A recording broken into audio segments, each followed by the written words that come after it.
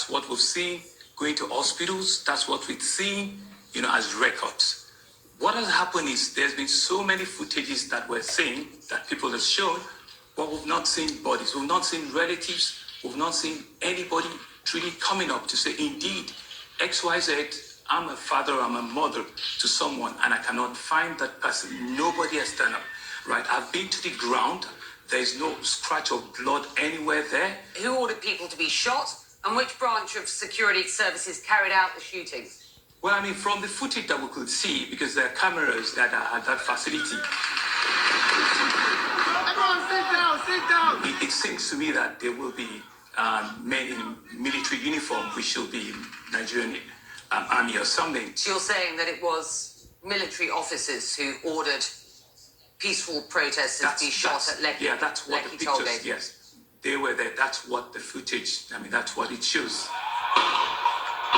Will that CCTV footage at the toll gate be part of the investigation that you have now called for? It will be. Certainly it will be. It will be. And it's starting on Monday. They're going to be available for the judicial panel to review. It will be.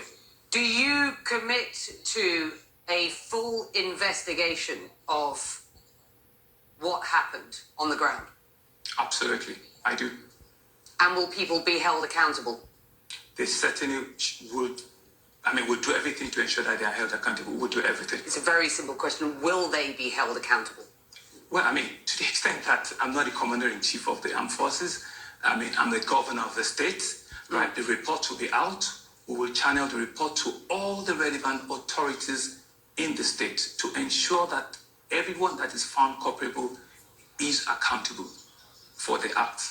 Since 2017, they've been announcing that the SARS unit has been disbanded. They announced in 2017, announced in 2018, announced in 2019. Now in 2020, they announced again. They just think we're stupid because you're literally just renaming this unit and expecting us to say, oh yeah, wow, that's great. The SARS, or Special Anti-Robbery Squad, has been described as nothing but a money-making terror squad with no accountability. Random. I've heard it described as vicious. I've heard it described as wholly set on extortion. This criticism will not be new to you, and in the past, the government has promised to scrap the group on a number of occasions. Why should anyone believe the government this time around? The president made a pronouncement and says it's been disbanded. The Inspector General of Police made a pronouncement that it's been disbanded.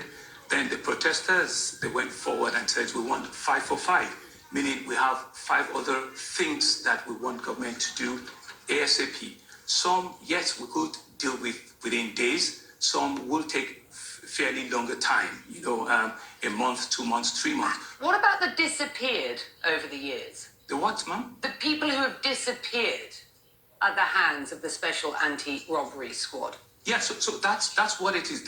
People have claimed that, their friends or their family members, have been killed. So this judicial panel of inquiry is meant to bring, all of those stories to accountability, where we can make restitution, where the families can come and prove, and identify the officers, that are responsible for this. Do you concede to the allegations that SARS is or was a money-making terror squad with no accountability? Well, those are very strong words, and I think it would be very unfair to just generalize, everyone like that. I think everybody agrees that there's a reform that needs to take place. There's a change that needs to take place. There's some truth, that need to come on board. So, I have been one of the advocates that says, indeed, they should, be scrapped. Let us have genuine reforms. Let us have, better, conversation around how we police our citizens, how we police the state, so that we can have a more enduring citizens-police relationship. If you do not concede to the descriptions that I have seen and heard of the group, then how would you describe the Special Anti-Robbery Squad? I think it's a group that have been trained. They've been ill motivated. they've not been fully, equipped with, a standard operating template, for them to know and appreciate the level, of their responsibility in our society. And that's why, it seems that they just went off the cuff completely, probably also because they're not being well compensated, remunerated.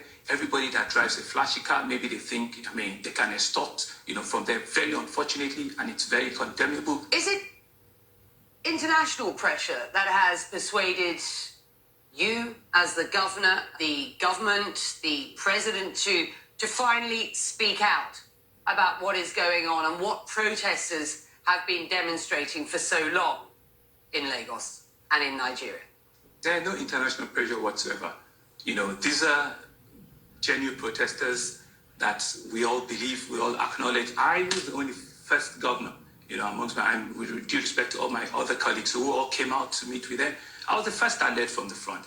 I carried the NSAD flags, with them. I met with them twice, and we all had the rally together. We all walked together. Do you genuinely believe that there will be change as a result of what has happened over the past couple of weeks? There seems no genuine... I genuinely, Becky, I genuinely believe there will be change for two reasons. One, what had happened, especially in Lagos, is extremely unimaginable. That's number one. Number two, it was a clear call, for all of us in government, especially, understanding and realizing, what the youth, what they truly want us to be doing, So it hit all of us like a thunderbolt, and it was just, a wake-up call.